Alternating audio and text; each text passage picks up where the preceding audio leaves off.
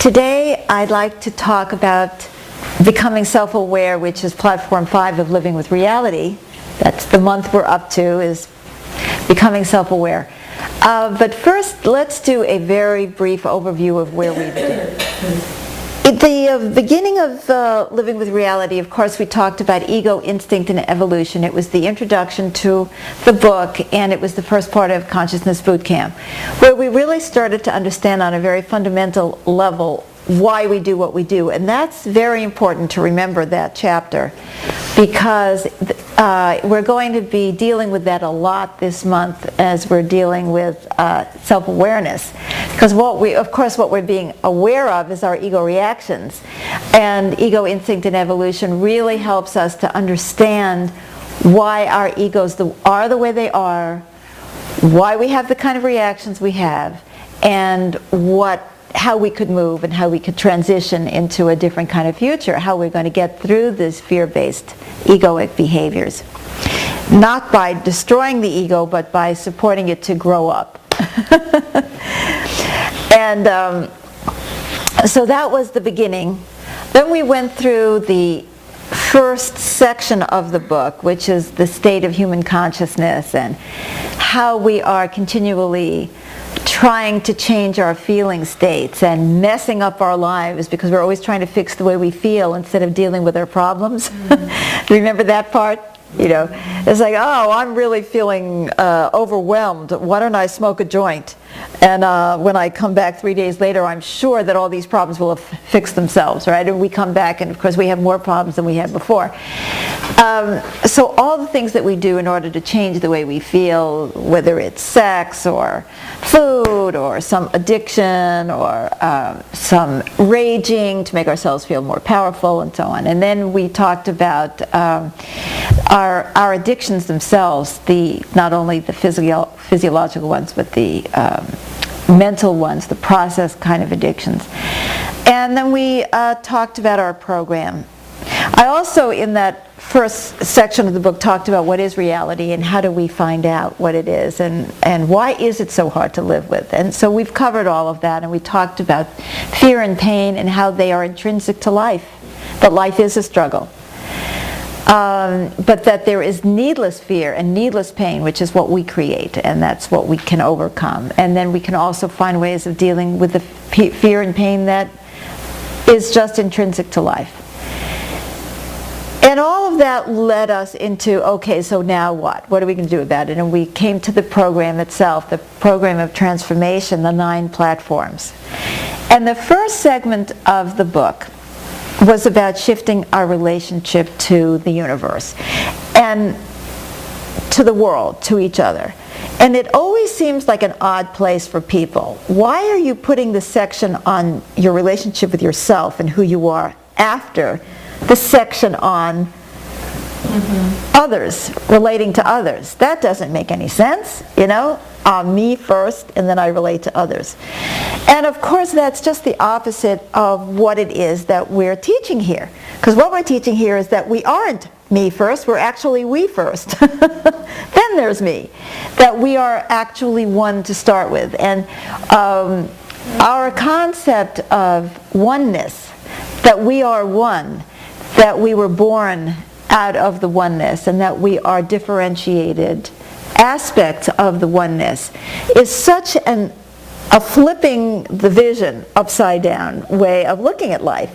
And it really came to a head in our last platform, which was becoming mutually supportive, because it's very easy to talk about oneness, unity, gee, I feel the high, and it's another to live a life where we actually try to support the whole and focus on that and have faith that we are also going to be supported. And not that we ignore our needs, but they're always seen in the context of oneness.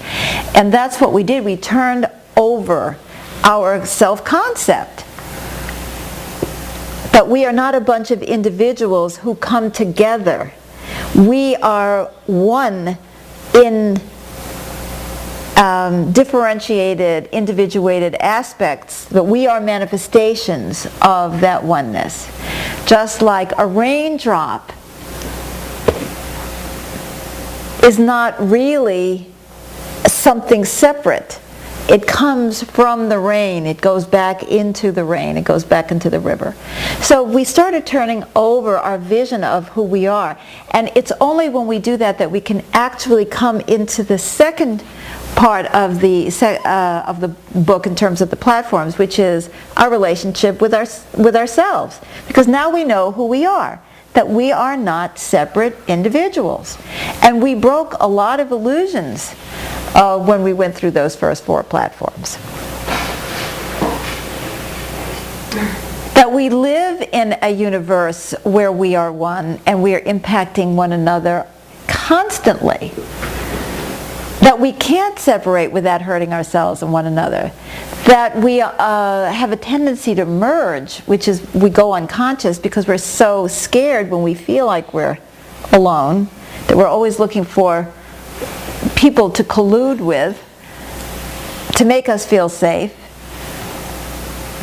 but that we need instead to individuate, which is to be able to differentiate, to stand for something in that collective that we believe in.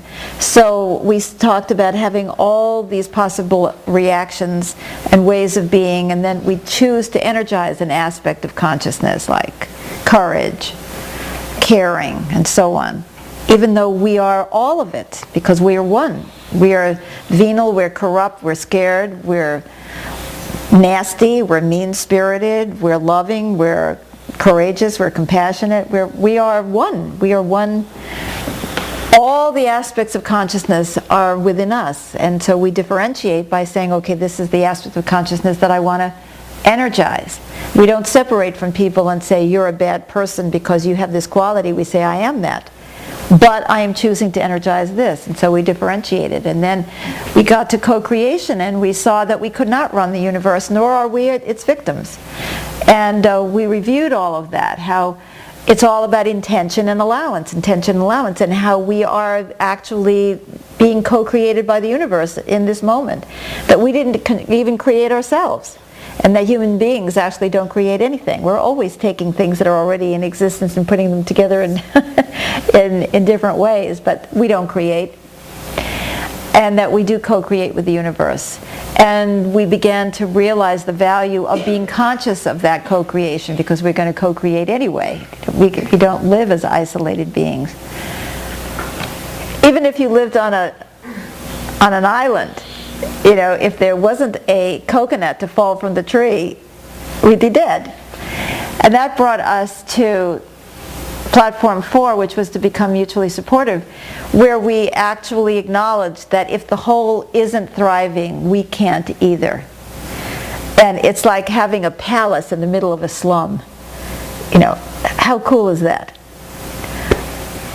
That we don't feel comfortable, that we can't, you know, all the diseases that come to the slum are going to hit the palace if it's right in the middle of the slum. And that we need to create a thriving world where everybody thrives and where everybody's doing what they need to be doing, and that we all need to support the whole because the whole supports us. There's an aphorism in the Ghazal Aphorism book which says you cannot clean the air over one house in Los Angeles.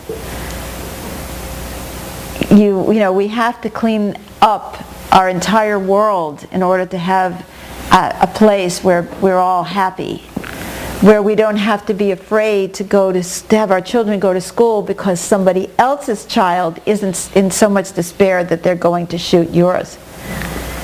Yeah, that we can't make the world safe by putting up barriers, that we make the world safe by becoming healthier as a collective. That's what will make the world safer. And going back to the point that came up this morning in our spiritual services, you know, to have faith in what we can't see, is that the world that we have seen isn't the way it has to be, and that we can co-create a mutually supportive world, and that it's worth doing, because we all need that. And that how we get there is by asking for guidance for what is for the highest good of all, including me. and that we can actually learn how to do that. And we started practicing that a lot last month.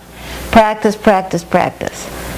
What is for the highest good of all, including me? What is for the, and just trying to get neutral and realizing that the ego is always going to be screaming something. I need this, I must have this, I must. And that may not be for the highest good of all, and that will include you. I mean, I said that to James yesterday. How happy would you be in this house with this beautiful view if I'm trapped and can't walk? How happy would you be? It's like that, isn't it? So we have gone through a lot in the first segments of Consciousness Boot Camp. We have had to confront our egos constantly, not putting them down, but by understanding them and how they tend to be fear-based because they think their job is to protect us. And that our egos have created strategies from infancy, which is what we saw in Ego, Instinct, and Evolution, that as infants we created strategies for survival based on the me. Like the baby who doesn't care if mommy is collapsing or not, it still wants to be fed. And it's just going to cry. And it doesn't even have an awareness that mommy's having nervous breakdown, and needs to sleep. So that childlike and childish ego that was born when we were born, that's so immature, just needs a little training to become more and more aware of the highest good of all. And we've had to confront that over and over and over and over and over. And last month, becoming mutually supportive brought up a lot of fear. It's like, yes, but what about me? And we've done a lot of work. Now, we're not done.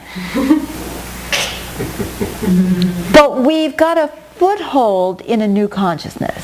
That's what I would say we've got so far. And in looking at the people who've been doing Consciousness Boot Camp together, those of you who've been doing it on videos, are watching what we're calling the reality TV show of this community going through all of these changes, you can see the incredible transformations that have taken place in people because of these 5 months of work. And we have a foothold in a new consciousness. A place of trust. Because when we ask what is for the highest good of all, including me, we have to believe that there is such an answer. Most of us go into our lives feeling like either we're going to have to compromise in something or we have to dominate. Because we don't even have the concept that there's something called the highest good of all that includes me. Where you're not compromising, you're not dominating, and you're not being dominated. That there is actually a highest good, and it'll be for your own good. It's like, wow! What a concept. And to believe that the people around you are going to be asking the same question. It's like, oh my God, I can relax already. I'm with a group of people that's going to ask this question. That's what Anne and Roz are going through in going out to get a place together. It's like, oh yeah, but supposing I want the walls orange. No, supposing I want the walls purple. It's like, well, forget about what you want. What is for the highest good of all, including you, and that we can, but we have to have faith. That's the faith moment, that there is a higher intelligence that we can refer to. Because honestly, if we had to completely count on human consciousness, we'd be in serious trouble. Because our human consciousness is so dominated by ego, and we are so limited in what we can see. We don't have the perception, the perspective of the ego. If we never had a plane, we'd never know what was down there. We couldn't see it unless you happen to be a mystic and you can see from above. And our inability to see the whole picture is something that we have had to face and to acknowledge, that we keep thinking things are wrong or bad because we can't see the whole picture. And sometimes what we have to go through is painful. But we have a human concept, which I share, by the way, because I'm human, which is that if it's painful, I shouldn't have to go through it. That's not necessarily true. Sometimes in the overall scheme of things, that painful experience is the most valuable one you have. And as humanity, that's true also. We see god-awful things happening in human society. And we can just, it just hurts so much to look at the things that people do to one another. And yet, how are we as humanity going to learn? Evidently, we don't learn any other way. And yet, that alone does not help. It's not, suffering is not the answer either, because we don't automatically learn from suffering. We also need to develop self-awareness. Individual self-awareness and collective self-awareness. And so it is no coincidence that following Platform 4, where we have finally made a commitment to co-create that mutually supportive world, now we're on to us. Okay, now we're talking about our relationship to ourselves. And now we're going to have 3 platforms on our relationship with ourselves. The first one is self-awareness. The second one is becoming integrated. And the third one is becoming accountable. And these are not easy. It's life's work. It is. Yeah. It's not a lot. It's the lifetime of humanity's work. Yes. So we are going to start with becoming self-aware, but I will give you just a little bit of a head start. That we are then going to get on to becoming integrated, which means that we realize that we are divided within ourselves, and that we have a lot of needs and anxieties and fears that dominate us. And when we are not integrated, we can't make good choices because we're just being pulled and pushed. And we need to integrate. And in the process, we start dealing with the ego directly. Platform 6, we get into the ego directly.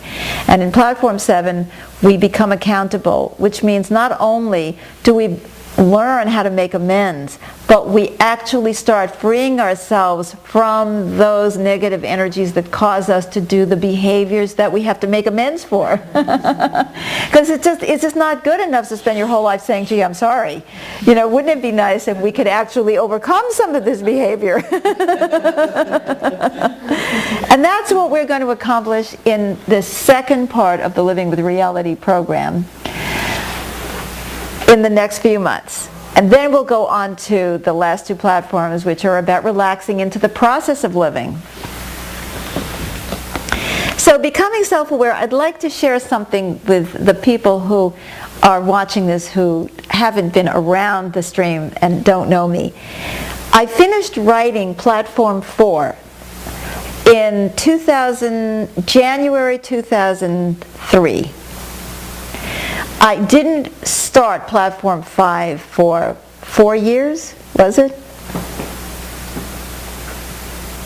Or more. 5, 6 years, I can't remember now. I was able to rewrite the beginning of the book several times. And I expanded a lot of new information, but I couldn't get from Platform 4 to Platform 5. And I knew what the platforms were. I even knew what it was about. Self-awareness, stimulus, reaction, response. I knew it, I had it, it was in my head, and I could not write this platform. Finally, I had to go to the mountains. And I sat there in the mountain, and it started coming to me after all those years. That shows us that this moment of moving into self-awareness is not only critically important, but obviously extremely difficult. Otherwise, I wouldn't have been that blocked.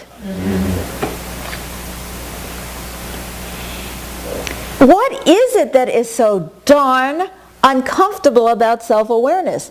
First of all, I'm going to take out my tissue here, and this is my fancy bookmark. I actually looked through the beginning of the platform this morning. I always say I'm going to before I give a talk, but I never do, because I always get involved. Okay, this is how I define it here. What is self-awareness? It's on page 315, which is, into that chapter.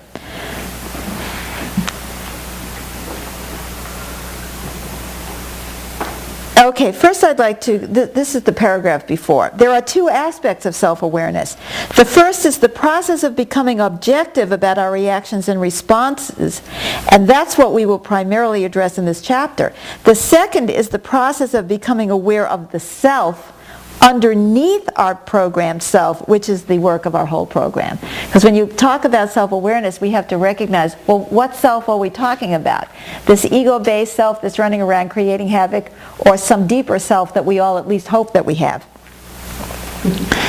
Becoming self-aware allows us to bridge those two aspects of self-awareness, because seeing our behavior helps us to differentiate from it, which enables that true self to emerge. So becoming self-aware is a huge step towards becoming the self that we can be. Now here is the definition that comes in this book. Becoming self-aware is the ability to see ourselves objectively, to notice our reactions and responses, realize their causes, and acknowledge the impact of these reactions and behaviors on ourselves and others. Oh my God, I have to look at the impact of my reactions and responses? I mean, you've got to be kidding. I'm entitled, It goes on. Self-awareness allows us to trace the relationship between the way we feel and what we do, and then trace the relationship between what we do and the outcome of those choices. As we begin to differentiate from our behavior, our true self emerges. And as usual, of course, becoming self-aware seems really simple. Now, it isn't. First, I want to speak a little bit about the way we generally are, and then I want to talk about some of the specific obstacles to self-awareness. And I think in the second talk, I'm going to get more into how do we intervene between the stimulus and the reaction, between the reaction and the response, and even to stop the stimulus. So that will come later. First, I want to talk about the general issue of self-awareness. The first and most important step towards self-awareness is to stop believing our own stories. I'll say to somebody, why are you angry? Well, I'm angry because you. That is not self-aware. I mean, there is no inquiry as to, okay, I get it. I did this, or I didn't do this, or you think I did this, but why does that make you angry? See, I'm not saying that there aren't stimuli. For instance, if a serial killer walked into the room with a shotgun and shot James, I'm sure I would have a reaction. I'm not denying that that's a stimulus, but the way that I react to that stimulus is mine. It's that simple. On some level, there's a cause and there's an effect. And our reactions, our emotional, visceral reactions, are the effect of certain causes. But we don't pay any attention to that usually. We don't pay attention to the fact that there is a reaction to that stimulus. We assume that whatever the stimulus, there is only one way to react, and it's our way. Whatever shows up. Whatever shows up. So, for example, I could say, thank God somebody got rid of that man. I'd like to say, oh, what a relief it is. Oh, what a relief it is. Would you please take care of the funeral expenses? Or I could be devastated, you know what I mean? Or I could just be saddened deeply. Now, let's take a quick look at that. I mean, it's kind of a silly example, but it isn't a silly example. I mean, if I'm completely devastated by somebody shooting James, there's something wrong with me. There's some weakness in me that I cannot recover from that experience. I'm not judging that weakness, I'm just pointing it out. Having been a counselor for over 30 years now, I've met so many people who will come into my office. Like a woman will come in and she'll say, I'm just so traumatized by my divorce. And when was the divorce? 11 years ago. Well, why are you so traumatized? Well, he was unfaithful. Well, that explains everything, doesn't it? Explains 11 years of being traumatized, right? Because he was unfaithful. And there's no question, there's no inquiry. It's like, well, wouldn't you be traumatized if your husband had been unfaithful 11 years ago and you got divorced? I said, not if I were healthy, lady. I'm not putting the woman down. I'm just saying this is the way we are 90% of the time, if not more. We are always rationalizing our reactions. And then what makes it worse is then we rationalize our response to the reaction. So, I froze his bank account. Wouldn't you have frozen his bank account if you had discovered that the guy was sleeping with the secretary in your bed? No, not necessarily, because I never had a husband who's had a bank account.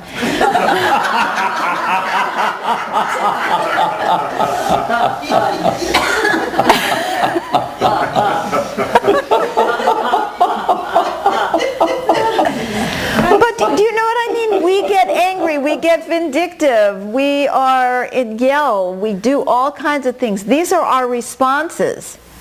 These are the way that we're responding to the reaction to the stimulus. So the stimulus is the guy is humping his secretary. The reaction is anger. The response is freeze the bank account. And we will honestly say all of that is perfectly legitimate, reasonable, and not only that, it's the only way to be. Because if I didn't do that, then I would be being a patsy or something else that I would that I would think would be terrible. So our biggest problem is that we rationalize and justify and rationalize and justify and rationalize and justify. And when we do that, we are damaged. Not just the people around us, we are damaged because we become more and more locked into the reaction that's giving us indigestion. If I walk around in fear all the time, I'm the one who's suffering. Well, you can say, but didn't you say in Living with Reality that life is a struggle and fear is natural? Isn't the saber-toothed tiger going to come in to the cave? Am I not going to die? Am I not going to get wrinkles? Are these terrible? Isn't my husband ever going to die? Haven't I had all these experiences? Don't I have to do all of these things to protect myself? Or isn't it normal that I'm going to, whatever it is that I think I have to do? I'm not going to judge what's natural. I'm not going to speak about what's normal. What is normal, as a matter of fact, tends to be pretty unspeakable. Our normal, the norms in our world are awful. The way we treat one another, the way we treat children, the way we treat strangers, the way we treat other races or other nations. Yeah, they're normal. What about it? Aren't we all suffering from the normal?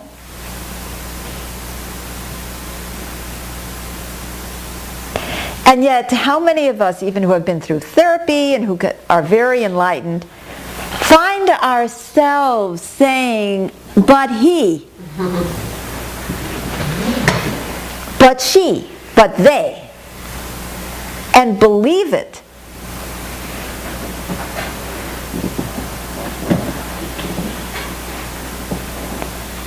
I would like you to imagine in this moment that you have like a little atomic bomb And no matter how much self-awareness work you've already done, this is going to be challenging. In fact, to take this little atomic bomb and blow up every single rationalization, excuse, justification, explanation that you have for the way you are and the way you react.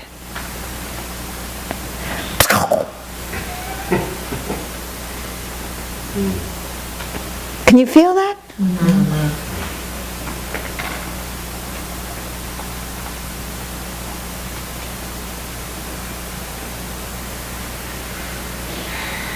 Who would I be? What personality would I have? Would I be approved of?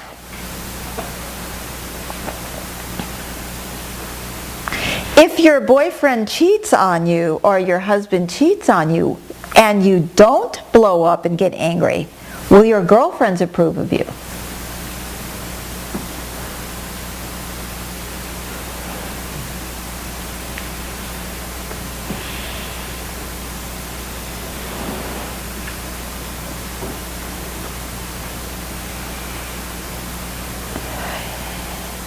If you don't curse the other side, whether it's the political opponents or the boss or the worker, whoever is the other side, if you don't try to get them, will your friends still like you? Will they think highly of you, or will they think that you're a sellout?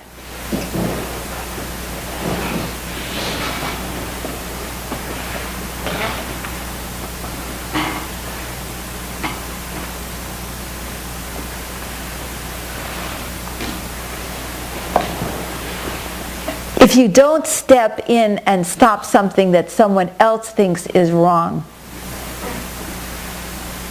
will they think you're weak? How much freedom do we really have? When you think about it, how much freedom do we have to respond with clarity? We are so dominated by our fears, we're so dominated by our emotions, and then in addition to that, we're dominated by our fears of what other people are going to think. In addition to that, we don't have other paradigms of how to respond differently, so we can't even think outside the box half the time. It's like, oh, perpetual. I'll give you an example that just popped into my head that happened when I was, I don't know, like 19 or 20 years old, when I was raped at knife point by some man who came in a window. And it was very frightening. That was real. But the police, even though I had these marks on my arms from where I'd been tied up, and I had a black eye from where I'd been blindfolded, it was, I was just shattered on an emotional level. And the police said, "You could not have been raped. You don't hate him enough." This is literally true, that is what they said, and they refused to believe that I had been raped.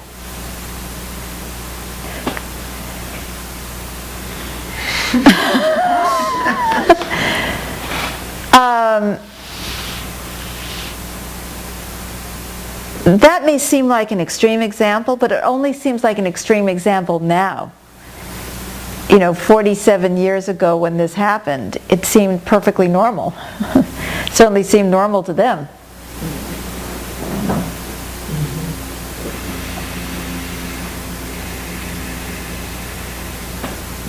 I think we're stunned when we were stunned when Nelson Mandela came out of prison and was still teaching compassion.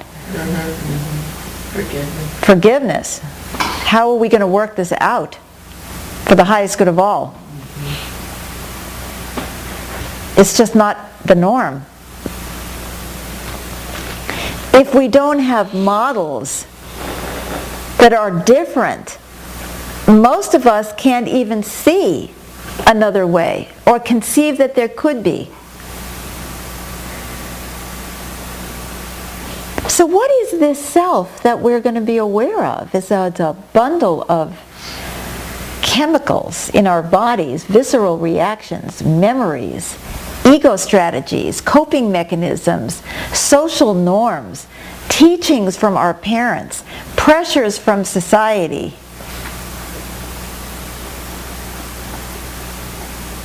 How much freedom do we really have to be?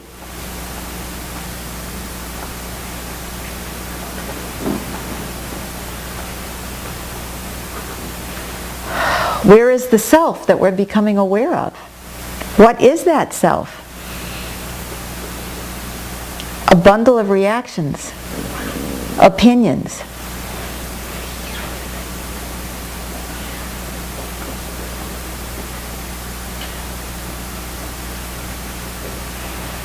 Let's feel ourselves in this moment just going into the not knowing of who we would be if we actually blew them up or let them go.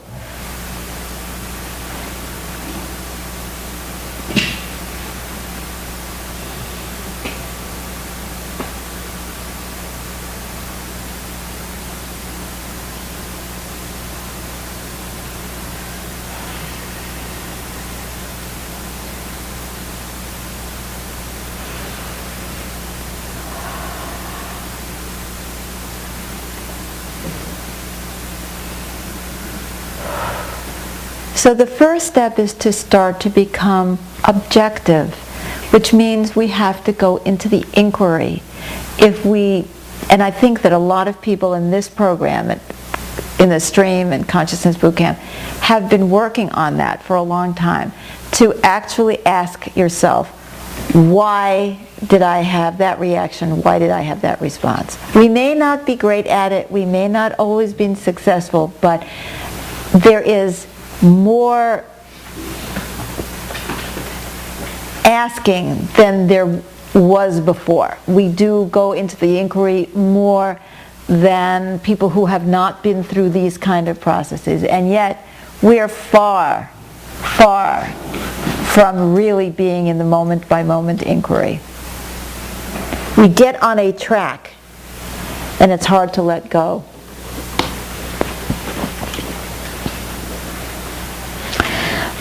I want to speak briefly about some of the obstacles to self-awareness. The biggest block to self-awareness is simple. We don't want to know ourselves. Because we're afraid of what we'll find out. We're afraid that our motives will sound bad. Oh no, we really are greedy, selfish, stupid, mean, something undesirable, and we will feel shame. Fear of shame. Number one block to self-awareness, fear of shame. And we have talked a lot about shame in this program, that shame is the block to everything.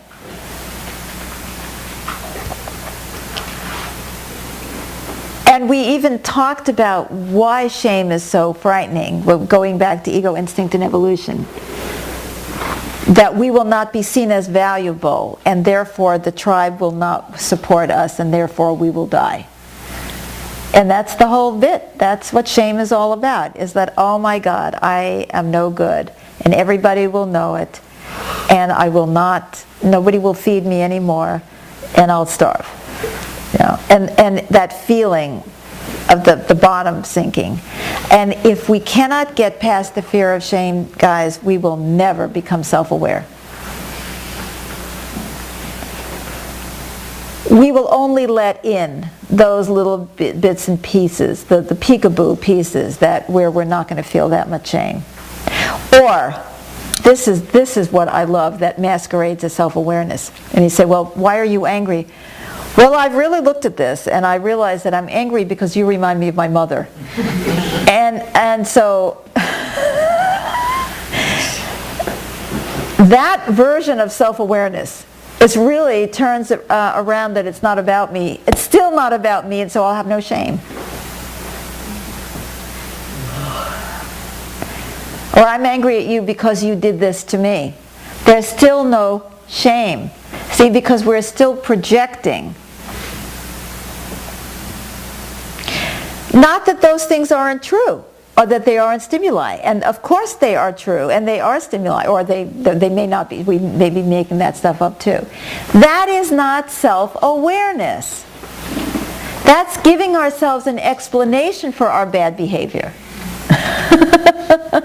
One that we can then go to our therapist about and sob over, so that instead of becoming accountable for what we've done, we can get more sympathy for how we were compelled to do it because of him, her, it, them, whatever. Because then we won't have to face the shame. Why the heck do we have to have so much shame? If we could just get it, cause and effect, cause and effect. There's some reason that we're screwed up as we are. Let's just get it already. One of the neat things about having gotten to platform 5 at page, the fear of shame at page 328, so I had my glasses on, I could read it, 318, is that we've gone through so much already. Getting here, that we understand we are one, that we understand that there's no way that I'm going to be sane in an insane world. I can't be the drop of water that's different from all the rest, can I? And haven't we gotten yet that we are in evolution, that this is the oneness in the process of evolution? That we are the collective consciousness in the process of evolution, and we are just aspects of it. If we could just get that, then we would get, of course I'm screwed up, because everybody is. Because, I'm going through the fear healing, and so is everybody else. When we feel our oneness, we can overcome our shame. I am not the uniquely stupid, mean, selfish, malignant, you know what I mean? Fearful worm.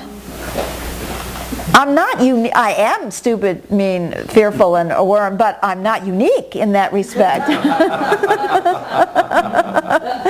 Worms love company. That's right. That's right. I'm part of the collective worm consciousness in the process of evolution. I love it. Can't we just let ourselves off the hook already with the shame bit? Then what's the fear? Then you say, I know why I did that. I did that because I'm stupid, mean, selfish, and... No, those are all judgments. But we actually get to that when we get to stimulus, reaction, response. We start to get into the nitty-gritty of, why did I do that? And then I can trace it back. What I love about this process is that if we became self-aware, we could actually start to become aware. Because when you're not self-aware, you're not aware either. Because you're seeing everything out of a skewed perspective. I'm angry because you this doesn't explain anything. And if I could just see the big picture, I could say, I'm being stimulated by that, and you're being stimulated by that, and that's being stimulated by that. And now I know you put it together and you have, a mess. But at least we get it. We begin to understand why that mess is the way it is. Isn't that divine? Then you're aware of the whole thing, and then you can say, maybe we can do something here. Maybe we could change that. We become aware. But when we're looking at everything from the perspective of my reactions and responses are normal, right, necessary, the only possible way to respond, then I'm not being aware. I'm being tunnel vision. You think about things like the legal system that are based on certain assumptions about the way human beings are with one another and ought to be. And it's all adversarial, and it's based on laws, not on consciousness, and all of this is the case, and once you're in that system, you're lost. You have no choice. You have to defend yourself. If you're being prosecuted, you're going to defend yourself. if you can step out of prosecution and defense and become aware, we could start looking at, well, why did that happen? And what could we do about it? We would have a different world. But we are feeling, I mean, I'm using the legal system because I think it's such a good example. We are being prosecuted, or we have been wronged, or whatever it is, and the only thing we can do is defend ourselves. And then that means that we have to exaggerate our blamelessness and exaggerate the other side's culpability. I mean, you know, it's like it's a debate. Debates are not about truth. Debates are about winning. If we're trying to win, we can't be aware.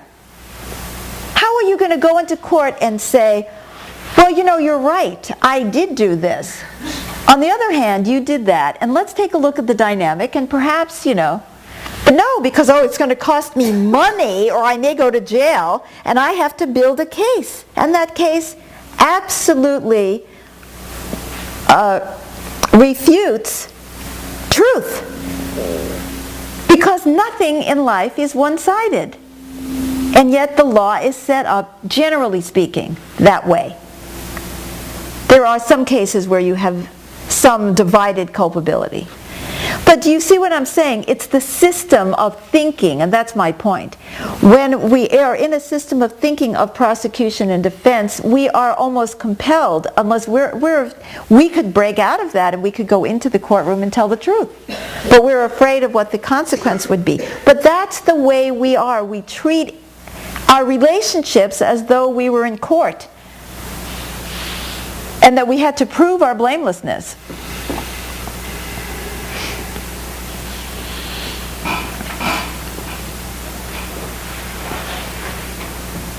Now, let me get back to the issue of shame, because that's the first number one obstacle to self-awareness. And, you know, I talk about why we're so shame-based. And we're shame-based because shame is one of the major ways that we are taught. So that our parents shame us. That's a good girl. That's a bad boy. Or that's a bad girl, and that's a good boy. And so it's like this is the way we are taught. If you don't do well in school, often, you're shamed.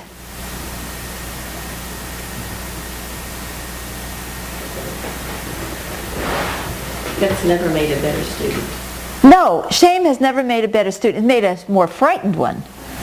Our fear of shame does sometimes motivate us to study harder, but it certainly doesn't motivate us to become more wise.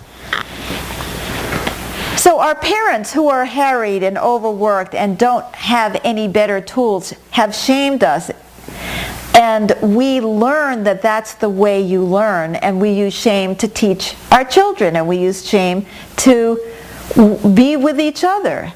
You know, if you have a spouse who has done something hurtful, or that you think is hurtful, or that you don't like, aren't you going to try really hard to shame them? I mean, let's get honest. What's the number one tool? Is to make you feel bad because you hurt me. There it is. I want you to feel bad about yourself. Because then maybe you will never do it again. Just the same way we were taught when we were children. Why wouldn't we be afraid of shame? We can see that shame brings up the fear of death because we're going to be seen as valueless, and because shame is a tremendous power in society. And when shame doesn't work, then you use the law. And then you've got punishment as the backup. Now, does any of this promote self-awareness? No. It promotes fear. Fear of shame. Fear of punishment. And so, are we going to want to see things in ourselves that we don't like? We can't want that experience because we're afraid of what comes with it. Is going to be shame or is going to be punishment.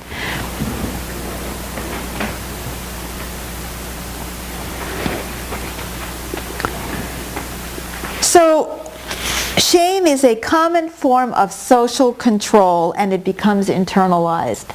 And we feel ashamed of ourselves, and we are shamed by others. And our society does it in the macrocosm as well as within our families. And that is the chief obstacle to self-awareness. Now, in relationship to that, of course, is what I talked about before, is the fear of death, which is behind the fear of shame is the fear of death. If I admitted I flirted with Mimi's husbands, my friends would shun me. I don't want to admit this. Well, why didn't you tell me you were having an affair? Well, I thought you would leave me.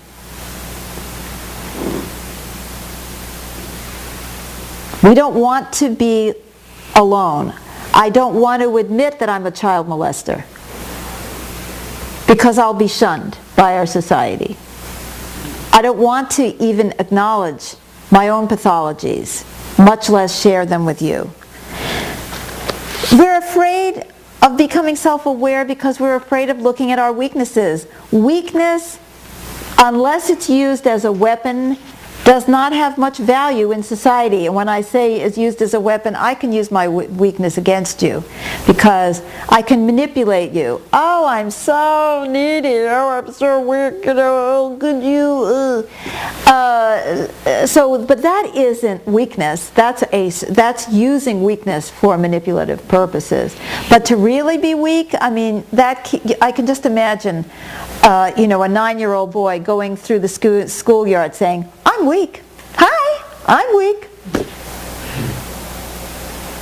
Fear of the bully.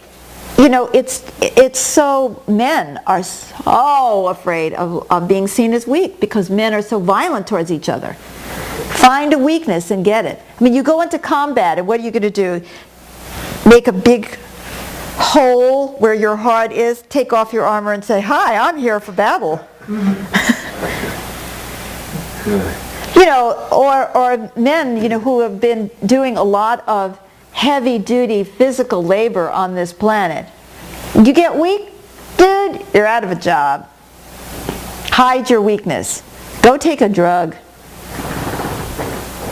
You can't stay awake all night driving. Oh well, Jim, tough. I guess you'll have to find another job. I mean, it's frightening to be weak. You can lose so much. So on an emotional level, on a physical level, on a social level, weakness. Every politician is looking for the weakness of the other one and sticking the knife in. Have you heard any self-awareness in the political debate? It's all about the other guy's weakness.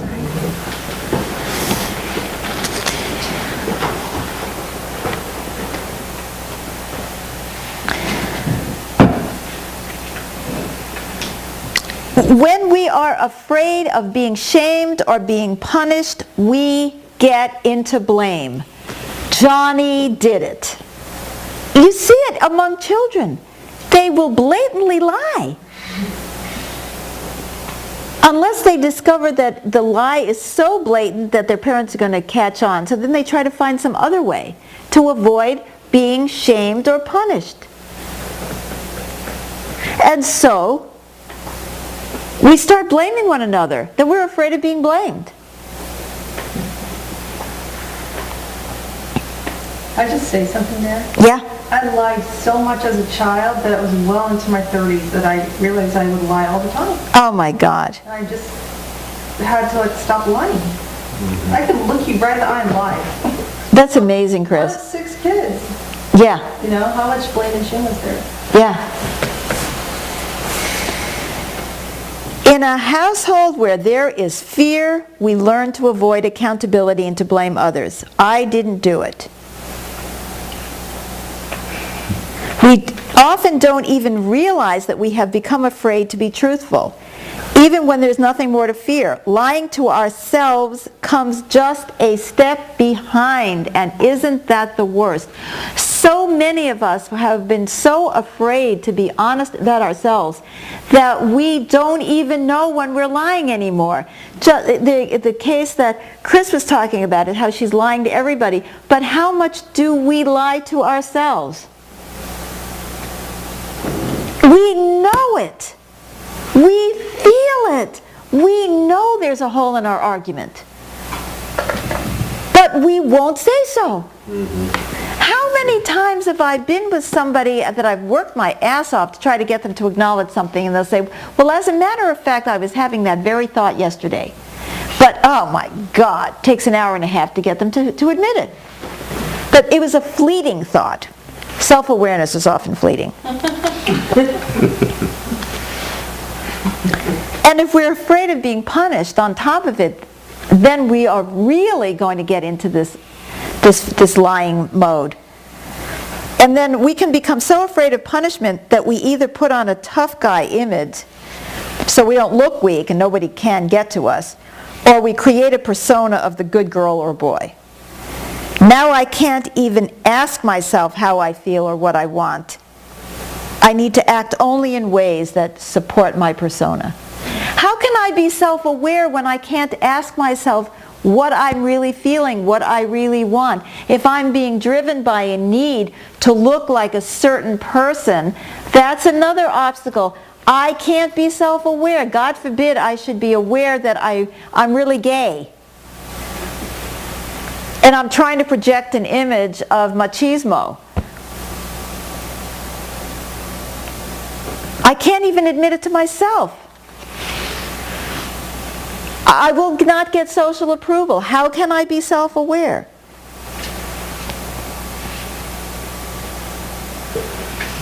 Fear of being blamed. Fear of accountability. Oh my God. Supposing I discover that I'm doing things that are damaging to myself or others, how can I live with that reality? Would I have to change? Can I? Do I really believe that I can? I mean, this is one of our biggest problems with self-awareness.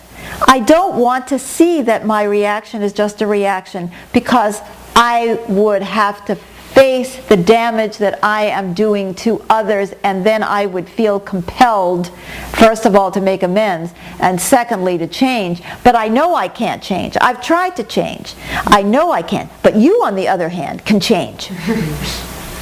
Now that's the biggest joke of the century. I don't know why we think other people can change easier than we can. Don't you know that I get upset when you do such and such? Would you just stop doing it? I can't change my being upset, but you can change your behavior, because your behavior has no core causes.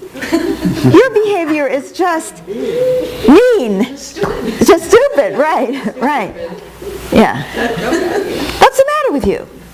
Don't you know you're causing me to have a reaction?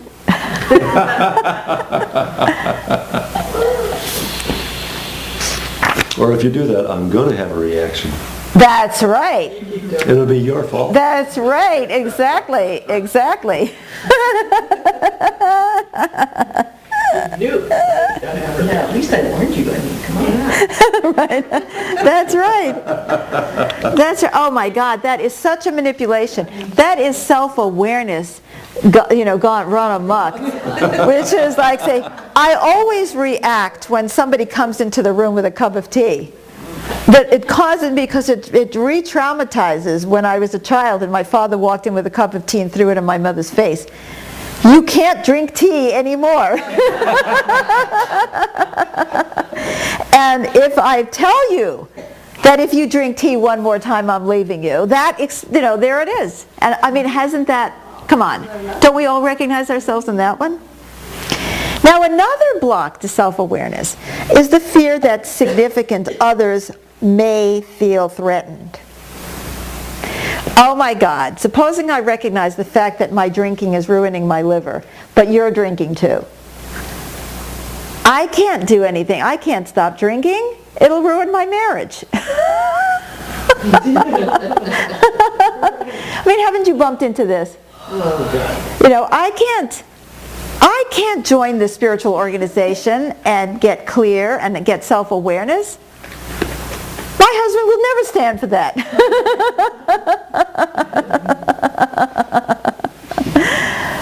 That explains everything. Okay. Or The society won't like it. Supposing I come to the awareness that lynching people is not good. That might make me unpopular in certain quarters. So I think I better just forget about it. I'm not going to be aware of the fact that I know that this is wrong, that this is a pattern of behavior that's destructive. Another point about the blocks to self-awareness is that it's not taught.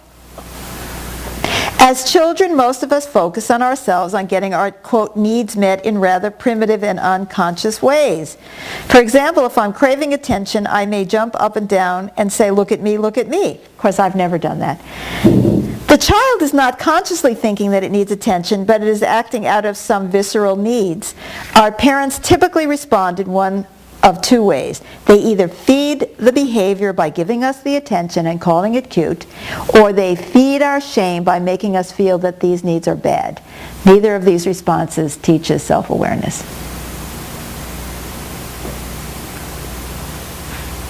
We are not taught to be self-aware. We are taught to behave ourselves, if on the one hand, or not to behave ourselves. If our parents feed our negative behavior, we're being taught not to behave ourselves. Then we become the spoiled brats of the planet that somebody else has to deal with later on. Or we're taught to control our behaviors so that we do not look offensive. But we're not being taught why. We had a lovely couple here who had a daughter who wasn't doing well in school. And nobody thought to ask the daughter why. They were just trying to help her to do better. Show her the consequences of not doing well. Well, you won't get to college. I mean, she's 6, she really cares, but you won't get a good job. Our plan that you go to medical school will just run amok. You know? But I mean, these are very intelligent people, did not actually have the concept that they should sit down and try to understand why that child wasn't doing well in school. Which would have meant that she would have had to be taught self-awareness. How many of our parents stop and take the time to ask us why we are doing the behavior? Now, it might be very difficult for us as children to get to those answers. But you know, in many ways, the 6-year-old is more in touch with why they're doing something than the 50-year-old. Because we have 45 more years of rationalizations, justifications, reinforcements. Especially if you happen to have been in a relationship with somebody who supported you in your bad behavior. If you're very dominating, for example, and you're with a person who supports you being dominating because they kowtow or because they let you run over them over and over and over and over, then you are going to have more and more and more and more reinforcement of that negative behavior. The raging father who everybody tiptoes around, nobody ever sat down with him and said, Dad, why do you think you're so angry? Oh, and if you did, it would be, well, because you're a mother. Do you see what I'm saying? It's very difficult to be self-aware. It takes deep insight. And we are going to learn that when we get into the second part of this self-awareness, when we start looking at the stimulus, taking a look at our reaction and our response, we're going to be developing some depth of self-awareness that we didn't just automatically have. But let me tell you, it ain't easy even with the best of intentions because we're so blind. Which leads us to the next point, which is we have a lack of perspective, a lack of higher consciousness. We can't see it. We really don't know. I mean, I'm sure all of us have asked ourselves at times, why did I do this? And we become so frustrated because we can't find an answer that then we rationalize it because we don't know what else to say. Higher consciousness, perspective, somebody who can look down and notice the dynamic that led to that. When we're in a counseling session and you have a couple or a family and you can see you're reacting like this because that you're being stimulated by this behavior on that part, and you're being stimulated by this, and you're being stimulated, and then all of a sudden you're looking at a dynamic. Otherwise, you're just sitting in there in yourself, looking at your own behavior, confused, having to justify it because you can't see all the characteristics, all the factors that are coming together in that one moment to make you react that way.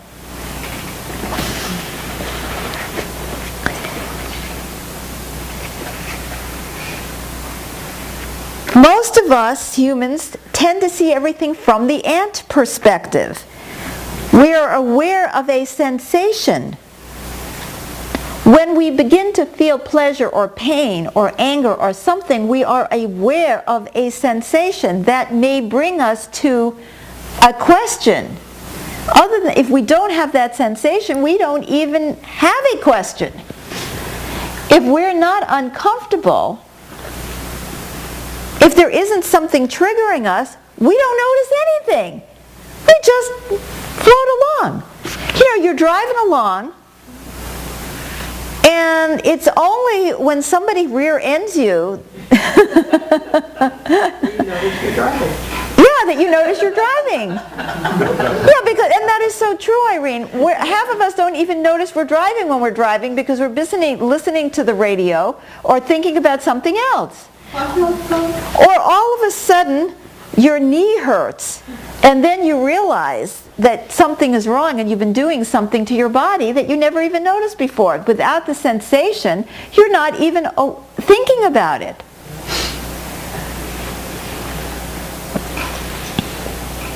Some of us barely feel our own feelings. Some of us are aware of our sensation or emotions, but even fewer of us see what immediately caused those feelings, and even fewer see the big picture of cause and effect that led to those feelings, especially if it was an action of ours that caused it. We particularly don't notice when it's our own behavior that has caused the bad sensation in the end. You know, the guy who's been drinking for 30 years is complaining that he had indigestion because of his wife's cooking. It must have been that juice that I drank this morning, that vegetable juice that I drank. You know what I'm saying?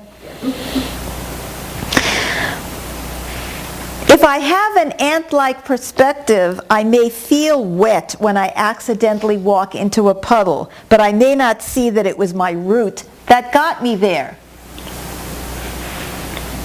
That is the metaphor for the whole thing. I may notice the puddle because I feel wet, but I don't notice the root that got me there. I see the immediate thing.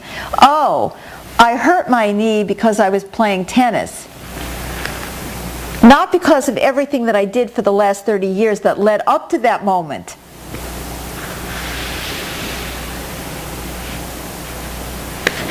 That's because of our lack of perspective. And then there's blindness to our part. Blindness to my part. I feel the pain of a marriage and I become aware of my unhappiness. I immediately think that this must be my spouse's fault because I don't see the many steps that I took that helped co-create the condition of our relationship. So we're back to the woman whose husband cheated on her. And she will tell you that sometimes it's true, but often it isn't, that they had a wonderful marriage. And then all of a sudden he was unfaithful. But she doesn't notice the fact that she badgered him for 20 years, made him feel impotent, and that he felt the need to look for someone else.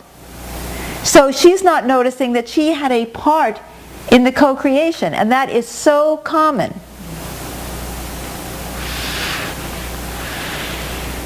Blindness to the culture. We are all the sum of all of our conditions, and that includes forces that we did not create. We may have to deal with the impact of others' consciousness. We may have to deal with the fact that we're of a certain social group that has a certain perspective. I can't even see objectively that I have any of those thoughts or feelings that are impacted by others.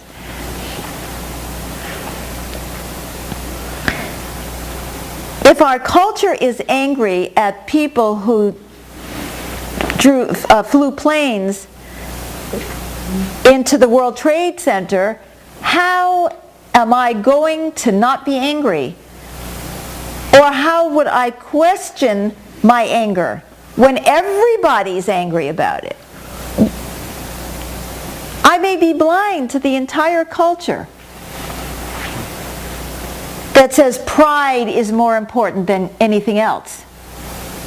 My pride, our pride, is the most important thing. And so you should go out there and become cannon fodder for pride. Without paying any attention to whether or not your nation had created any of the reaction of the people that you are now angry at for having reacted to you. Collective fear, pain, hate, and self-abuse to a great extent run our world.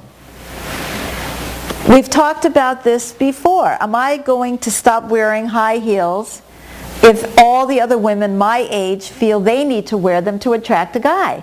Am I going to pay attention to the way my body feels when it gets in the way of what I want? Fear of looking impotent.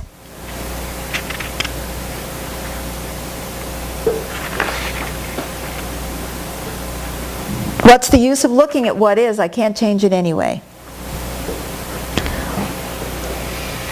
We can see that we have our work cut out for us. The obstacles to self-awareness are great. To be in reality, we need to see cause and effect. We need perspective, self-honesty, and self-compassion. Do we have those? How much perspective do we have? How much self-honesty and how much self-compassion do we have? How much does the guy next to you in the parking lot have? How much has he been supported? How many people are traumatized and don't have anything near perspective, self-honesty, and self-compassion? Much less an opportunity. We, the collective of humanity, are not very experienced in self-awareness. I don't remember studying Self-Awareness 101 when I went to college. Even when psychology is taught, frequently it's about the sick people, who are not us, of course. Living with reality. Now, this is a book about us, everybody. It's about being self-aware. It's about us beginning to understand our dynamics.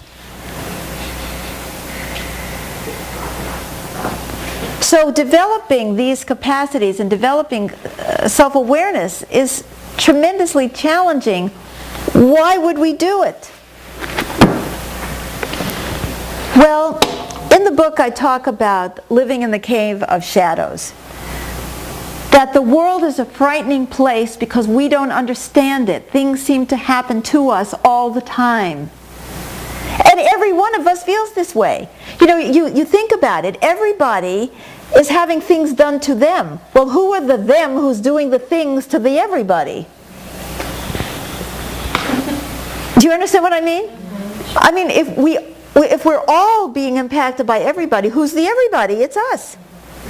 If we don't develop self-awareness, we cannot change our part.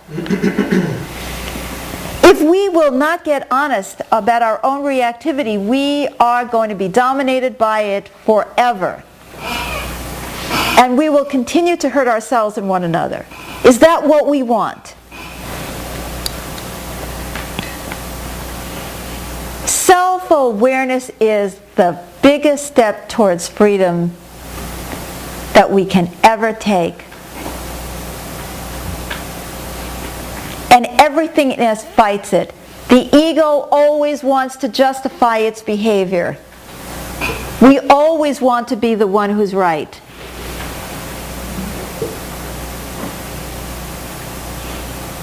I can't emphasize this enough. I don't care how many people in this room think they're self-aware. I think I'm self-aware. It's pathetic.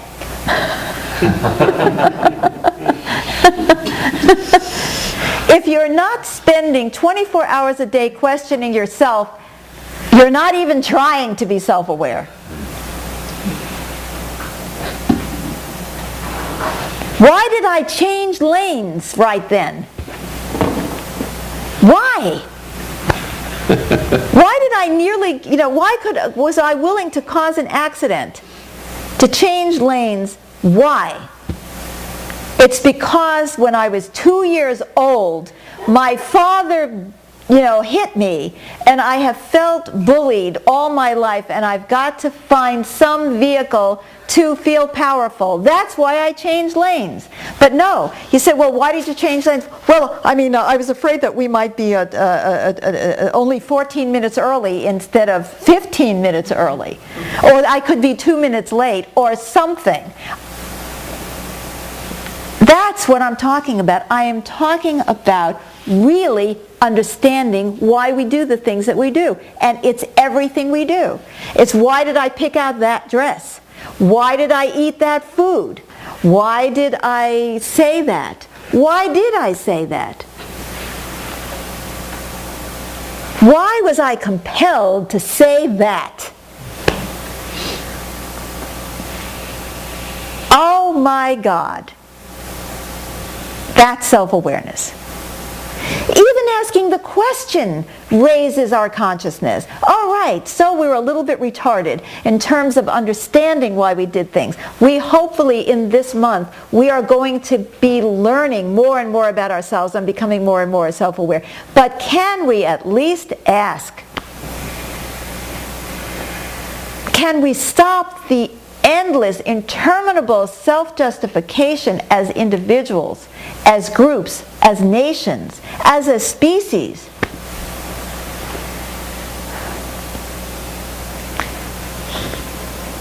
We had to pollute.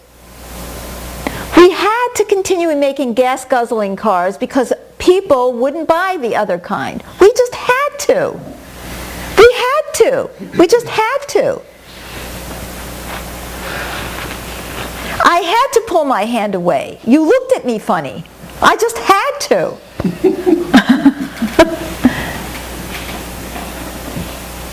I had to put my child in private school, and therefore I had to make $500,000 a year. I just had to. Wherever we look.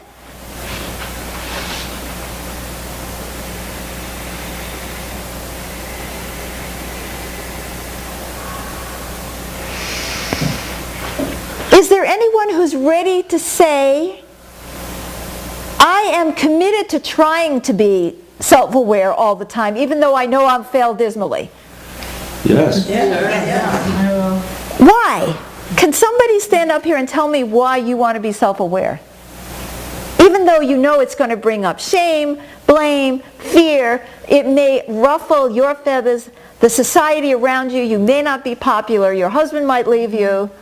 You might have to change the way you dress, act, what you do for a living. Oh, so become self-aware and realize I'm in the wrong profession?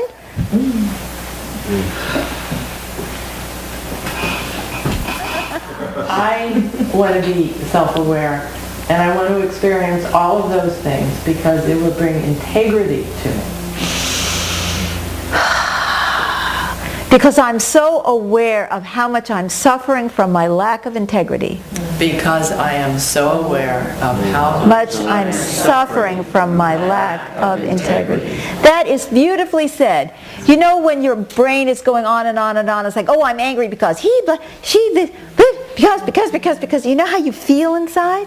And the more and the less self-aware you are, the more you're justifying, the more sick you feel about yourself. That lack of integrity. And the helplessness that comes with it. When we don't know what is causing our behavior, we can't do anything about it. And we have spent our lives trying to organize the world not to trigger us into behavior that we hate. I don't like it when I'm angry, so I have to surround myself with people who never make me angry, which is nobody. Nobody, I can't even stand being with myself because I make myself angry.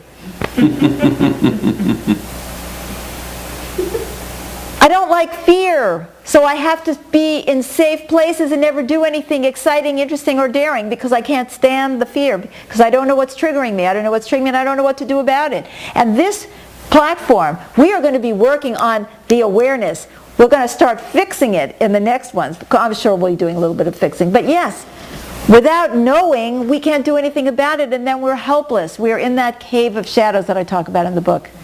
Anyone else want to speak? Well, yes, I want the self-awareness because I was just thinking that it really does help me get out of shame. Well, I mean, there's more reasons than that, but one reason is that because when I don't understand why I do what I do, it's so much worse. It's so painful. Like on the call on Monday night, I didn't understand why I was so scared. No one else did either, and it was just frustrating for everyone. But when you recognized, like what it was reminding me, what the situation was reminding me of, I felt better. Because then I can understand why, why I would react that way. And just so to be able to seek that instead of like the justification and believe that there is a reason, so I don't have to search for the justifications anymore. I love that, Annie. When we commit to becoming self-aware, we stop looking for the justification and we start looking for the reason because we believe there is a reason. We believe that there is cause and effect.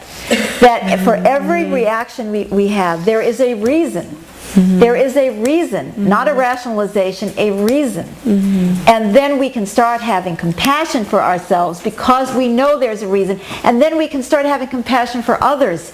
Because we know that when they do hurtful things, there is also a reason. And then we can start to reach out to one another and heal the reasons. And no, it's not easy and we don't always succeed, but it changes the world because we start looking at people as real instead of as these paper dolls that have only one motivation. We think, oh, so-and-so, he's like that because he's selfish. Well, that explains everything.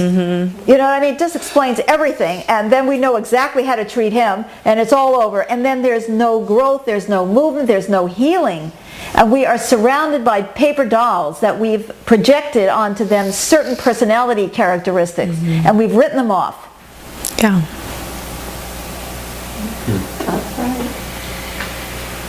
And it's a much scarier world when you don't understand what's going on.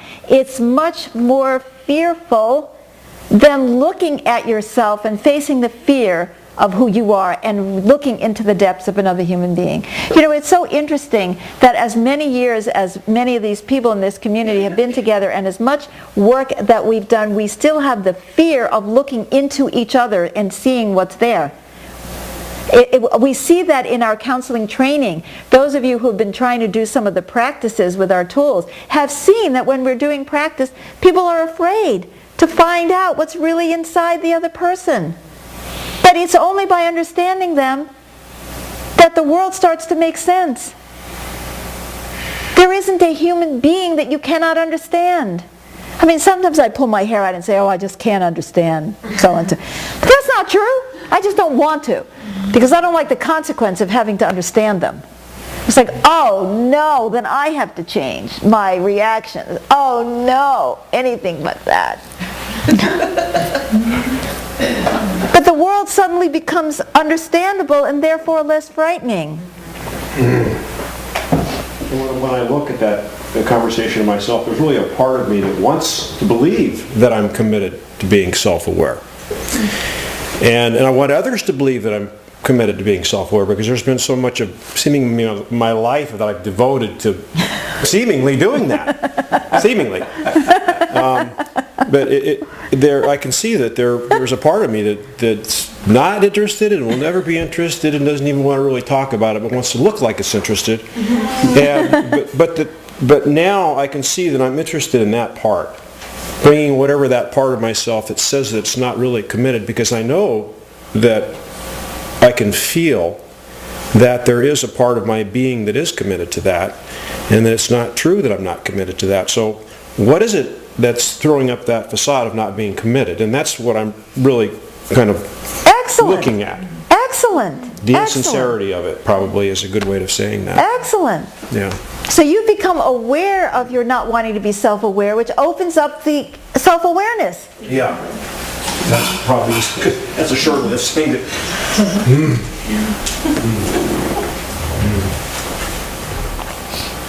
I identify with what everyone said, and the one piece that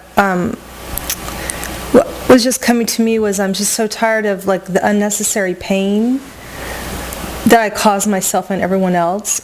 Just from starting to read this chapter over the past week or so, it's been painful to see my reactivity, you know, and because it just brought up another level of acute awareness of it, and you know, it's painful for me to go, wow, I'm reacting, and I'm really wanting to come up with a reason why it's just fine. And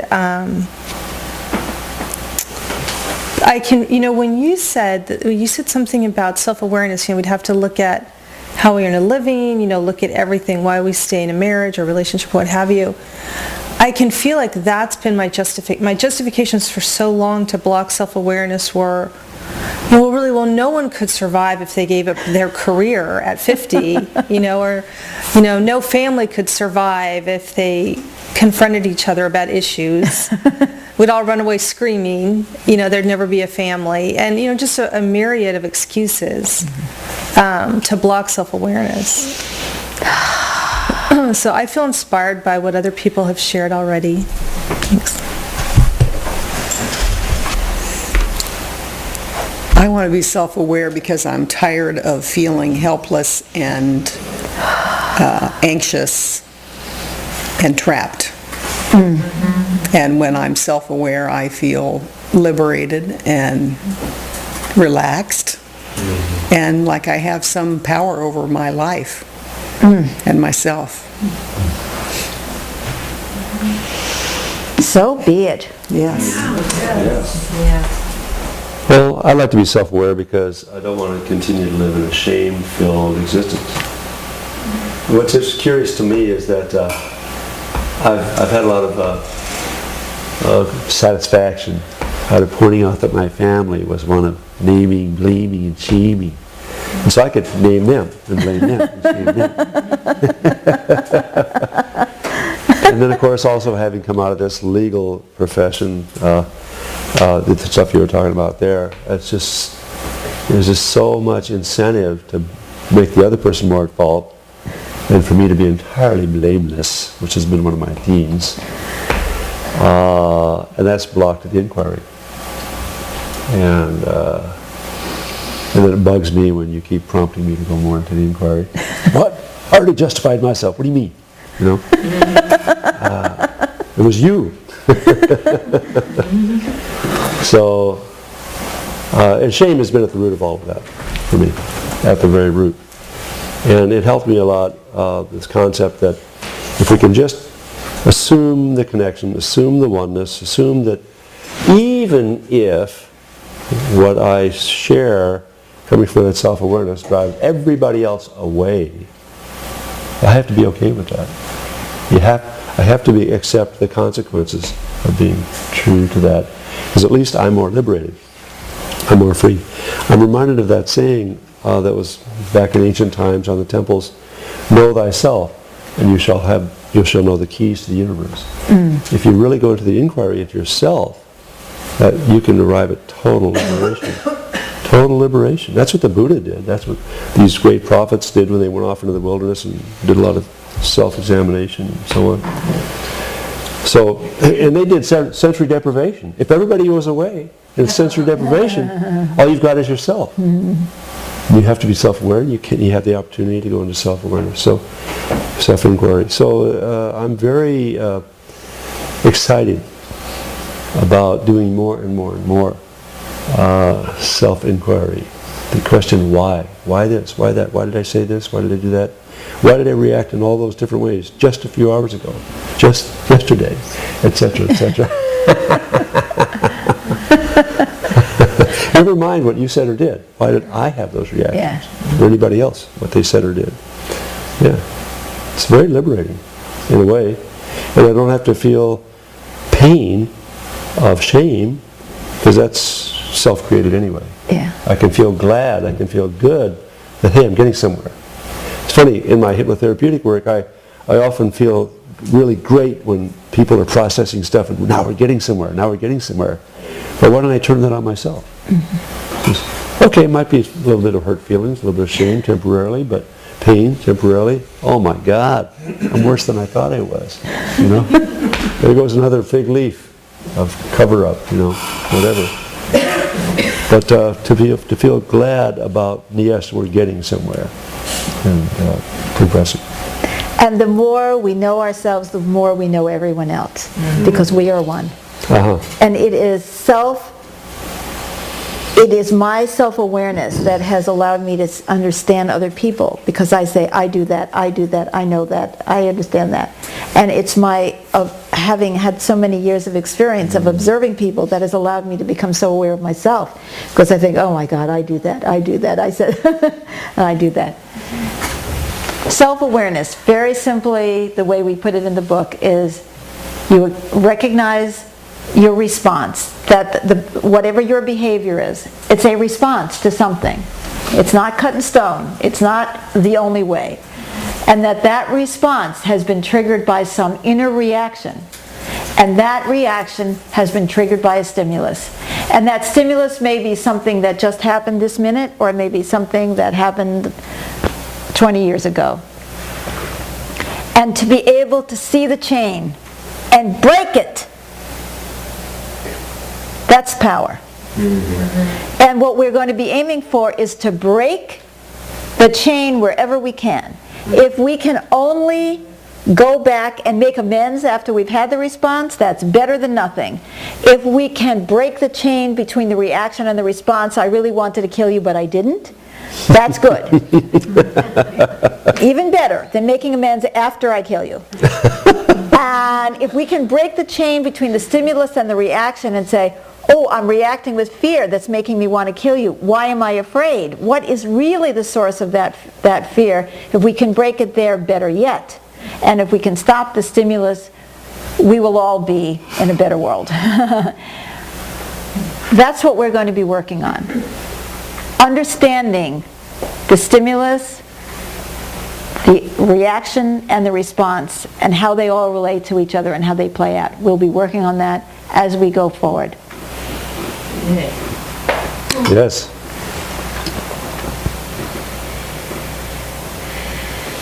No matter how committed I've been to self-awareness, I could do more. No matter how. No matter how self-awareness, I can do more. I can do more. In fact, those of us who have been committed to self-awareness can be some of the major offenders because we already think we're self-aware.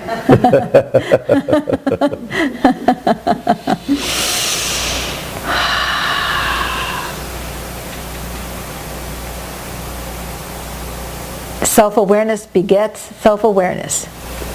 Fear begets fear, and self-awareness begets... When one person breaks through and says, well, I think I've noticed this about myself, boom, everything changes. Because then the other person is more able to say, you know, that's really interesting because what I noticed about myself was, it's contagious. Much more effective than saying, you know, I've noticed about you. Yes. Yes. Sometimes we have to do that, but yes, I agree with you. We should have a bumper sticker. Let's make self-awareness a communicable disease.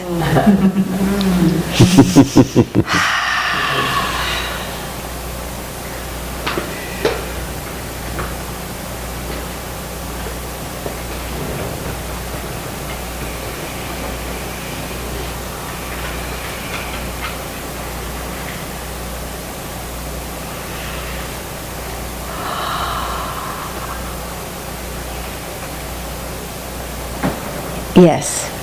Yes.